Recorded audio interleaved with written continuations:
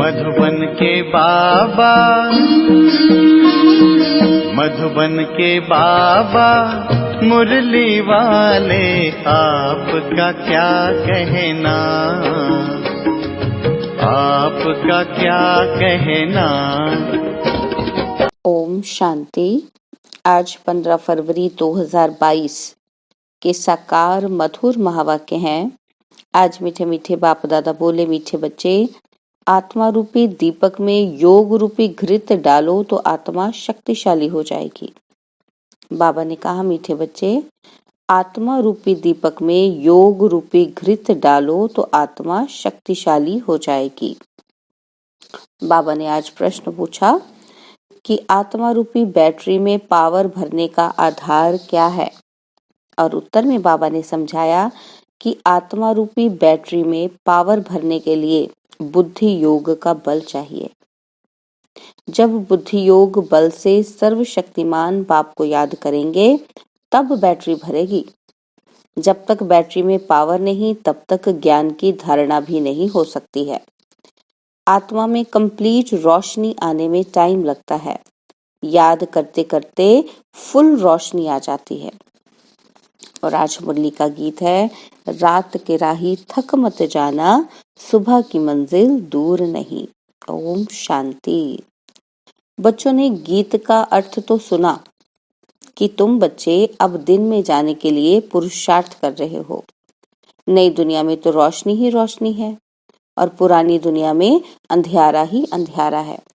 यह है ब्रह्मा की घोर अंधियारी रात। बाबा कहते, तुम अभी दिन में जा रहे हो। बाप बच्चों को कहते हैं कि यह बुद्धि का योग लगाते लगाते थक नहीं जाना।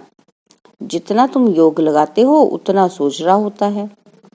आत्मा रूपी दीपक की जोत जो उझाई हुई है वह आती जाती है। उस बिजली में तो फट से करंट आ जाती है, परंतु आत्मा में कंप्लीट रोशनी आने में टाइम लगता है। अंत तक फुल आ जाएगी। योग लगाते रहना है। मोटर की बैटरी भी सारी रात भरती रहती है और वैसे यह भी मोटर है। इससे अब घृत खत्म हो गया है अथवा पावर कम हो गई है। बाबा को तो पावरफुल सर्वशक्तिमान कहा जाता है ना। इस बैटरी में सिवाय बुद्धि योग बल के पावर नहीं आ सकती। सर्वशक्तिमान बाप से ही योग लगाने से सारी बैटरी भरती है। बैटरी भरने के सिवाय नॉलेज भी धारण नहीं हो सकती। घड़ी घड़ी बाप कहते हैं, मुझे याद करो और वर्षा ले लो। मन मना भव कितनी सहज बात है। मनुष्य तो राम राम का जाप करते रहते हैं और चाहते हैं कि राम राज्य हो, परंतु ऐसे राम राम जपने से राम राज्य थोड़ी होगा। ऐसा राम राम तो जन्म जन्मांतर बहुत करते आए, गंगा के कंठे पर बैठकर। बाबा कहते, यह तो कोई को पता ही नहीं, तो राम राज्य किसको कहा जाता है। जरूर राम ही राम राज्य बनाएंगे। उन्हों की बुद्धि में सीताराम वाला राज्य आ गया है। अब उस राम राज्य में तो राम को ही आराम नहीं था। राम राजा की ही स्त्री चोरी हो गई तो प्रजा का क्या हाल होगा। यहाँ भी राजाओं की स्त्री कभी थोड़ी चोरी होती है। यह लोग फिर राम सीता के लिए कह देते। यह बड़ी समझने की बातें हैं। वास्तव में राम तो परमपिता परमात्मा को कहा जाता है। गाते भी हैं कि तुम माता पिता, हम बालक तेरे। अब माता पिता कौन सा जिसके लिए यह गाते हैं। एक तो है लौकिक माता पिता, उनकी तो यह महिमा नहीं करेंगे, और दूसरा कोई परम पिता है तो जरूर माता भी होनी चाहिए। तो गायन है पारलौकिक माता पिता का। पूछते हैं हु इज क्रिएटर, तो झट से कहेंगे गॉड फादर। तो सिद्ध है ना कि माता पिता हैं। इस समय ही दो माता पिता होते हैं और सत्युग में सिर्फ एक ही माता पिता होता है। लौकिक माता पिता होते भी यहाँ गाते हैं कि तुम माता पिता, लौकिक माता पिता हैं। बाबा कहते फिर भी गाते हैं कि तुम माता पिता हो। इस समय हम बच्चों को बाप द्वारा सुख घनेरे मिल जाते हैं और फिर एक माता पिता हो जाता है। पारलौकिक माता पिता द्वारा सत्युग की प्रारब्ध में सुख घनेरे मिलते हैं और उस माता पिता का ही गायन है। फिर भी ऐसे बाप को बच्चे याद करना भूल जाते हैं। तुम बच्चों को तो सबको बाप का परिचय देना है कि बाप आया है। हमेशा शिव बाबा और ब्रह्मा बाबा कहते हैं। प्रजापिता का तो नाम बाला है। शिव बाबा, ब्रह्मा बाबा, लौकिक बाबा, यह पारलौकिक परमपिता। वह फिर माता पिता कैसे बनते हैं? यह बड़ी गुह्य बातें हैं। कोई भी आते हैं, पहले ये पूछो कि परमपिता परमात्मा आपका क्या लगता है, प्रजापिता आपका क्या लगता है। तो जब अम्बा भी गुप्त हो, यह ब्रह्मा भी गुप्त। यह ब्रह्मा है बड़ी माँ। लौकिक बाप का तो नाम, रूप, देश, काल सब जानते हैं, पर अब तुम उनको पारलौकिक माता पिता का नाम, रूप, देश, काल, ऑक्यूपेशन बताओ। बाबा कहते लौकिक का तो सबको पता है, अब आप पारलौकिक का बताओ। मम्मा की भी यह बड़ी मम्मा, और बड़ी मम्मा द्वारा बच्चों को अडॉप्ट करते हैं तो माता पिता कंबाइंड हो जाते हैं। इनको माता पिता अथवा बाप दादा भी कहते हैं। किसी को समझाने की बड़ी युक्तियां चाहिए, बड़े बोर्ड पर लिखना चाहिए। निराकार परम पिता परमात्मा को सब याद भी करते हैं, परंतु यह नहीं जानते तो वह माता पिता कैसे हैं। इतनी भी मनुष्यों की बुद्धि नहीं चलती, क्योंकि बातें हैं बहुत विचित्र, जो बाप ही आकर सुनाते हैं। आत्मा कहती है, ओ परमपिता परमात्मा, वह भी आत्मा सुप्रीम है।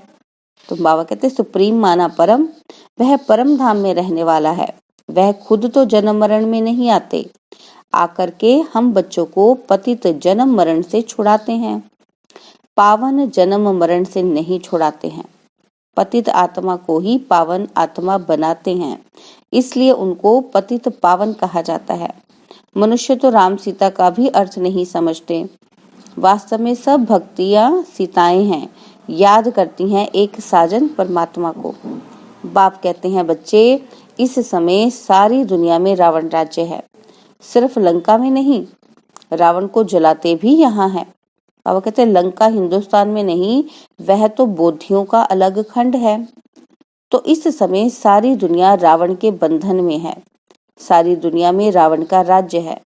आधा कल्प है राम राज्य और आधा कल्प है रावण राज्य। आधा कल्प दिन और आधा कल्प रात। यह सब बातें बुद्धि में रखने की हैं।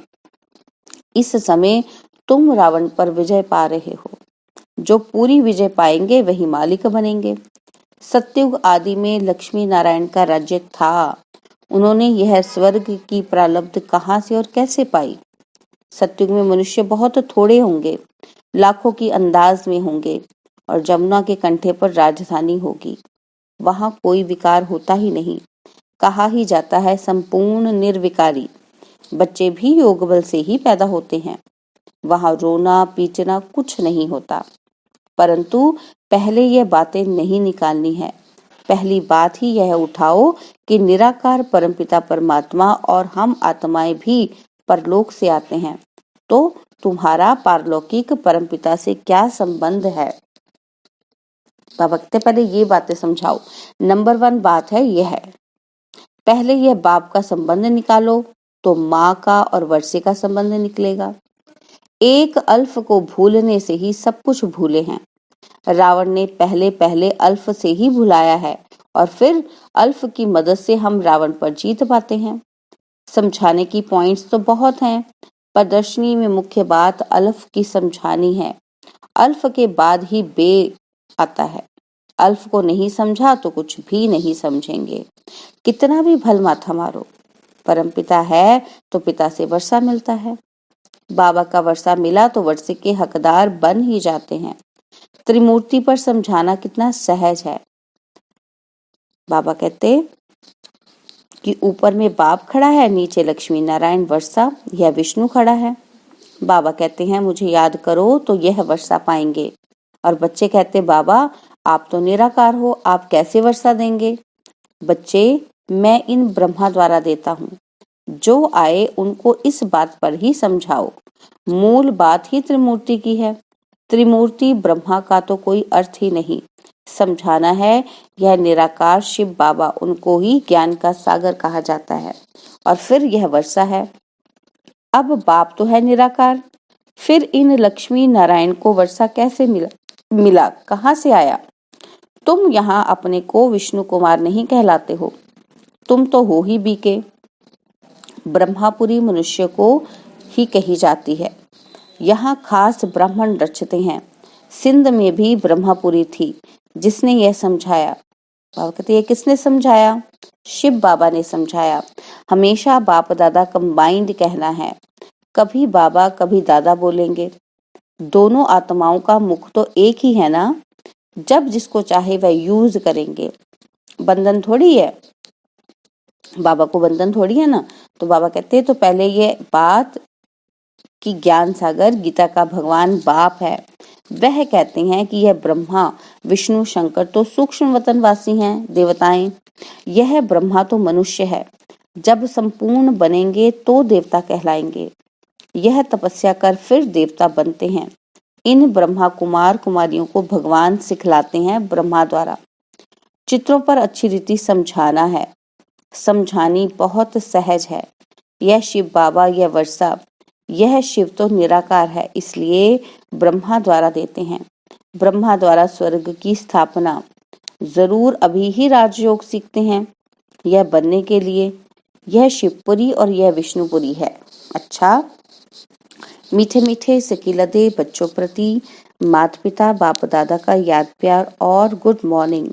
रूहानी बाप की रूहानी बच्चों को नमस्ते। हम रूहानी बच्चों की रूहानी बाप दादाजी को दिलवा जान सिकवा प्रेम से नमस्ते। ओम शांति। प्यारे बाबा, मीठे बाबा, मेरे बाबा, शुक्रिया बाबा, शुक्रिया बाबा, शुक्रिया बाबा। धारणा के लिए मुख्य सार है। पहला पॉइंट है, अल्फ की याद से रावण माया पर जीत पानी है। सबको अल्फ का परिचय देना है। और सेकंड पॉइंट है, याद की यात्रा में थकना नहीं है। अपनी बैटरी को चार्ज करने के लिए सर्वशक्तिमान बाप को याद करना है। और वरदान दिया है बाबा ने, एक बाप की याद द्वारा एक रस स्थिति का अनुभव करने वाले सार स्वरूप भव। एक बाप की याद द्वारा एक रस स्थिति का अनुभव करने वाले सार स्वरूप भव। एक रस स्थिति में रहने की सहज विधि है एक की याद। एक बाबा दूसरा न कोई। जैसे बीज में सब कुछ समाया हुआ होता है, ऐसे बाप भी बीज है जिसमें सर्व संबंधों का, सर्व प्राप्तियों का सार समाया हुआ है। एक बाप को याद करना अर्थात सार स्वरूप बनना। तो एक बाप दूसरा न कोई, यह एक की याद एक रस स्थिति बनाती है। जो एक सुखदाता बाप की याद में रहते हैं, उनके पास दुख की लहर कभी आ नहीं सकती। उन्हें स्वप्न भी सुख के, खुशी के, सेवा के और मिलन मनाने के आते हैं। स्लोगन है, श्रेष्ठ आशाओं का दीपक जगाने वाले ही सच्चे कुल दीपक हैं। श्रेष्ठ आशाओं का दीपक जगाने वाले ही सच्चे कुल दीपक हैं। और आज हम मातेश्वरी जी के भी अनमोल महावाक्य सुनेंगे। मुरली का सार, परमात्मा द्वारा फर्स्ट लॉटरी ही क्यों न विन करें। तो माता ईश्वरी जी कह रहे हैं, देखो बहुत मनुष्य ऐसे समझते हैं कि थोड़ा सा भी पुरुषार्थ करने से हम भी वैकुंठ में तो आ ही जाएंगे ना। परंतु उनको ये सोचना चाहिए कि परमात्मा बाप आया है तो कंप्लीट वर्षा लेने के लिए तो स्टूडेंट का काम है कि संपूर्ण पुरुषार्थ कर स्कॉलरशिप लेना। तो पहला नंबर लॉटरी क्यों न विन करे, वह है विजय माला में पिरोया जाना। बाकी दो लड्डू पकड़कर बैठे हैं, यहाँ का भी हद का सुख लूं और वहां भी वैकुंठ में कुछ न कुछ सुख ले लेंगे।